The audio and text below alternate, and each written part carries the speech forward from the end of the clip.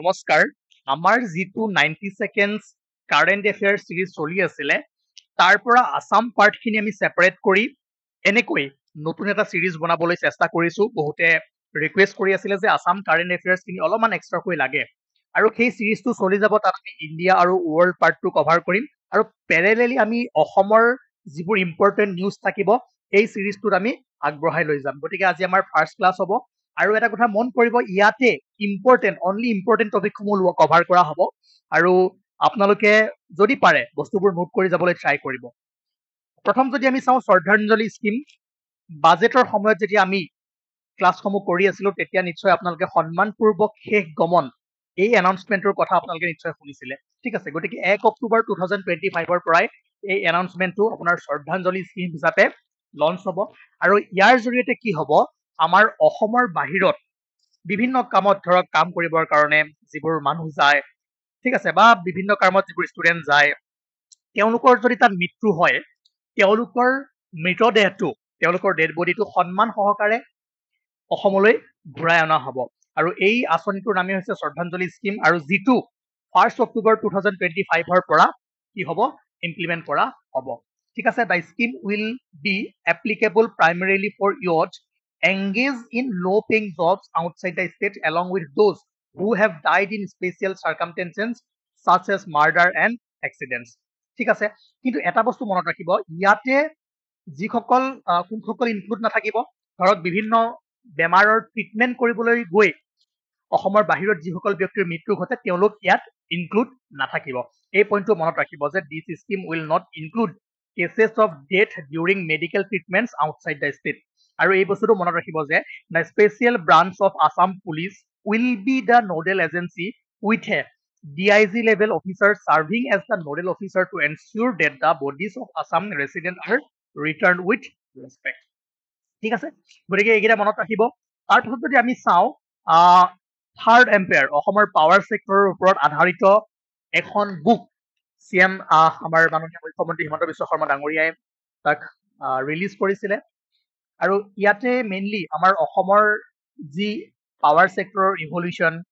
Present কেনেকুৱা চিনাৰিঅ চলি আছে ফিউচাৰ ট্ৰেজেক্টৰী কি হ'ব এই সকলোবোৰ বৰ্ণনা পোৱা যাব গতিকে এই বুকখনত কিছুমান important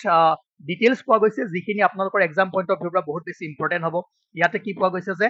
electrification of Shillong in 1923 যিখন first city in undivided Assam but আৰু এণ্টায়াৰ নৰ্থ ইষ্টত প্ৰথমবাৰৰ কাৰণে শ্বিলঙক ইলেক্ট্ৰিফিকেশ্যন কৰা হৈছিলে কিমান চনত 1923 এইটো বস্তু মনত ৰাখিব ঠিক আছে তাৰপিছত followed by lighting of electric bulbs in Jorhat in 1924 কিমান ইম্পৰ্টেণ্ট পইণ্ট এইবোৰ মনত ৰাখিবলৈ ট্ৰাই কৰিব ঠিক আছে and commencement of electrification in Guwahati and Tezpur in 1927 and 1933 ৰেস্পেক্টিভলি যদি আমাৰ আনডিভাইডেড আসামত চাই তেনেহ'লে 1923 প্ৰথমবাৰৰ কাৰণে শ্বিলং ইলেক্ট্ৰিফিকেশ্যন কৰা হৈছিলে আৰু এইখন ফাৰ্ষ্ট চিটি আছিলে আনডিভাইডেড আসামৰ আৰু আমাৰ অসমত যদি চাই যোৰহাটত 1924 দেন গুৱাহাটীত 1927 আৰু তেজপুৰত 1933 ঠিক আছে আৰু the book also highlights the contribution of Kashinath Saikia এইটো মনত ৰাখিব pioneering figure in Assam electricity generation as well as the establishment of the Assam State Electricity Board আমি যে কওঁ ASEB in 1958 among other significant milestone গতিকে কাশীনাথ শইকীয়াৰ বিষয়ে ইয়াত পাব এই বুকখনত এইসমূহ বৰ্ণনা কৰা থাকিব আৰু কেইটামান পইণ্টছ আপোনালোকে মনত ৰাখিব যে এই বুকখন যেতিয়া ৰিলিজ কৰিব আহিছিলে সেইখিনি সময়ত হিমন্ত বিশ্ব শৰ্মা ডাঙৰীয়াই কৈছিলে যে বৰ্তমান যদি অসমত চাই in Assam electricity demand has shoot up by average of 11% annually 2000 last 4 ইয়াৰ্ছত যদি চাই প্ৰত্যেক বছৰে 11% কৈ ডিমাণ্ড বাঢ়ি গৈ আছে ঠিক আছে আৰু এনেকৈ যদি কণ্টিনিউ হৈ থাকে তেনেহ'লে 2035 লৈকে অসমক 5500 মেগাৱাট আপোনাৰ ৰিকুৱাৰমেণ্ট হ'ব ঠিক আছে কিন্তু এটা বস্তু মন কৰিব বৰ্তমান যদি চাই Assam presently generates about 500 megawatts of electricity independent while growing nearly 1800 megawatts daily from the central grid এই পইণ্টছবোৰ আপোনালোকে মনত ৰাখি থৈ দিব কেতিয়াবা নহয় কেতিয়াবা আপোনালোকে ইউজ কৰিব পাৰিব ষ্টেটমেণ্টত দেখা পাব পাৰে বা কোনোবাই যদি মেইনছ লিখে তাতে এই পইণ্টছবোৰ ভৰাই দিব পাৰিব ঠিক আছে in recent weeks peak summer demand surged to 2,700 megawatts, a figure that midnight rise to 2,900 megawatts by September if current patterns purchase তেতিয়া যদি ভালদৰে মন কৰে 2035 লৈকে 5500 মেগাৱাট ৰিকুৱাৰমেণ্ট হ'ব আমাৰ অসমত আৰু ইয়াৰ কাৰণে গভৰ্ণমেণ্টে কি পলিচি লৈছে যে ইমানখিনি যে পাব লাগিব তাৰ কাৰণে আপোনালোকে নিশ্চয় যেতিয়া আমি বাজেটৰ পাছত ক্লাছসমূহ কৰি আছিলো তেতিয়া আপোনালোকে দেখিছিলে যে Assam thermal power generation product promotion policy 2025 আনিছিলে যাৰ জৰিয়তে প্ৰাইভেট ইনভেষ্টমেণ্ট যাতে আহে আমাৰ পাৱাৰ ছেক্টৰত ঠিক আছে তাৰ কাৰণে এই পলিচিৰ জৰিয়তে ফ্ৰী লেণ্ড দিয়া হ'ব ঠিক আছে লেণ্ড এলোকেশ্যন কৰা হ'ব গভৰ্ণমেণ্ট ছাপ্লাইড ৱাটাৰ দিয়া হ'ব আৰু ৰুট কানেক্টিভিটি ইম্প্ৰুভ কৰা হ'ব যাতে প্ৰাইভেট ইনভেষ্টমেণ্ট আহক অসমত পাৱাৰ জেনেৰেশ্যন কৰক আমাৰ অসমৰ যিটো 2035ত যিটো ৰিকুৱাৰমেণ্ট আছে সেইটো যাতে ফুলফিল হয়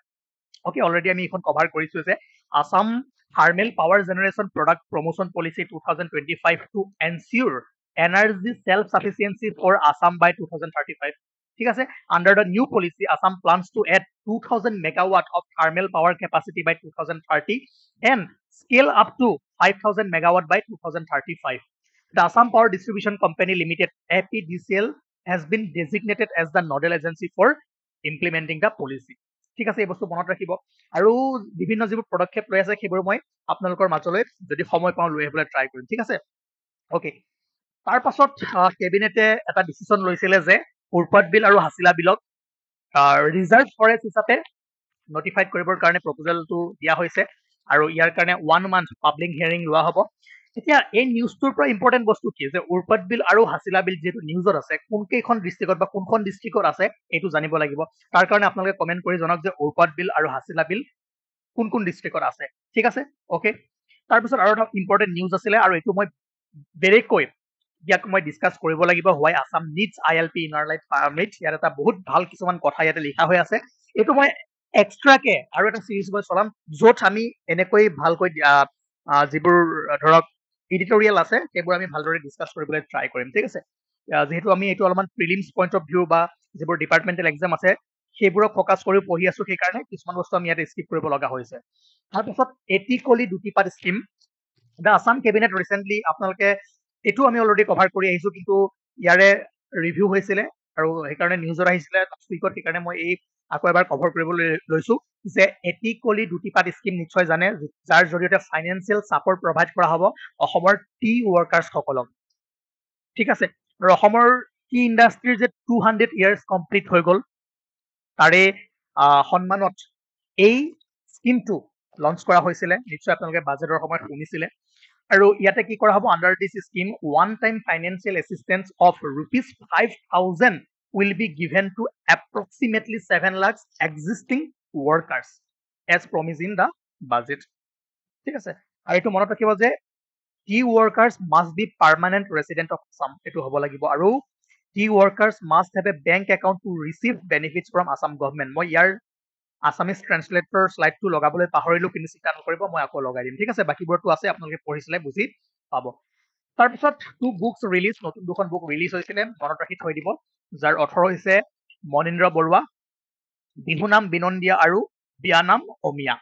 কিয় ইম্পৰ্টেণ্ট হয় নিউজত যিহেতু আছে আপকামিং এক্সামবোৰত দি দিব পাৰে এখন কোনে লিখিছে ঠিক আছে সেইকাৰণে চাই থৈ দিব দেন আৰু এটা আপোনালোকে নিশ্চয় জানে যে উল্লাস স্কিম আপোনালোকে নিশ্চয় পাইছেই যাৰ জৰিয়তে আমি পাইছো যে মিজোৰাম আছিলে ইণ্ডিয়াৰ ফাৰ্ষ্ট ফুল্লি লিটাৰেট ষ্টেট এতিয়া Tripura become third fully literate state in the country after Mizoram and Goa এই বস্তুটো মনত ৰাখিব ঠিক আছে যে Tripura has been officially declared a fully literate state with the literacy rate reaching 95.6% আৰু become third state in the country to achieve this milestone after Mizoram and Goa okay Rabha Diwas গৈছে বিষ্ণুপ্ৰসাদ ৰাভা তেখেতৰ বিষয়ে ইনফৰমেশ্যন অলপমান লৈ থৈ যে 1909 চনত ঢাকাত জন্মগ্ৰহণ কৰিছিলে বিষ্ণুপ্ৰসাদ ৰাভাই ঠিক আছে আৰু he received his education in Tezpur and studied up to BSc in Calcutta আৰু তেওঁ এগৰাকী কবি সাহিত্যিক নৃত্যশিল্পী অভিনেতা আছিলে হয়নে আৰু তেওঁ দুখন চিনেমা চিৰাজ আৰু এৰাবাটৰ সুৰত অভিনয় কৰিছিলে আৰু যিটো কলাগুৰু বুলি আমি জানো কলাৰ গুৰু সকলো কলাৰে ভৰপূৰ আৰু এই উপাধিটো দিছিলে সেই সময়ৰ ৰাষ্ট্ৰপতি সৰ্বপল্লী ৰাধা কৃষ্ণনে ঠিক আছে আৰু তেওঁৰ যদি কিছুমান লিটাৰেৰী ক্ৰিয়েশ্যন চাই সোণপাহি মিচিং কনেং বানু কাবাং গতিকে এইখিনি আপোনালোকে মনত ৰাখি থৈ দিব অ'কে, আৰু তেওঁৰ গীতসমূহক আমি ৰাভা সংগীত বুলি জানো। তেওঁ ফ্ৰীডম ফাইটাৰ আছিলে আৰু তেওঁৰ মৃত্যু 1969ত হৈছিলে, এইটো আপোনালোকে মনত ৰাখিব। ঠিক আছে, তাৰপিছত আৰু এটা ইনচিডেণ্ট আছে যে student suicide case rising at an alarming rate in Guwahati. আচলতে আমি ছুইচাইড কোটাত ভাবি থাকো ন, কোটা ৰাজস্থানত বহুত হয়, কিন্তু যদি লাষ্ট 10 yearsৰ আপোনালোকে অফিচিয়েল ডাটা চায় তেনেহ'লে কোটাতকৈ আমাৰ অসমৰ গুৱাহাটীত কি হৈছে, ছুইচাইডৰ সংখ্যা বাঢ়ি গৈছে। ঠিক আছে, অফিচিয়েল ৰেকৰ্ডৰ পৰা আপোনালোকে যদি চায় প্ৰায় 150 নিয়েৰলি 150 ষ্টুডেণ্ট 2015ৰ পৰা 2024ৰ ভিতৰত ছুইচাইড কৰিছে। কিন্তু this is a tip of the iceberg, because ইয়াতকৈও বহুত আছে যিবোৰ ধৰক অফিচিয়েলি ৰেকৰ্ড হোৱা নাই, আৰু ইয়াৰ ওপৰত আমি ভালদৰে ডিছকাশ্যন কৰিম। তাৰ ওপৰত মই কিছুমান ভাল ছেশ্যন আনি আছো যিবোৰ আপোনালোকে মেইনছ বা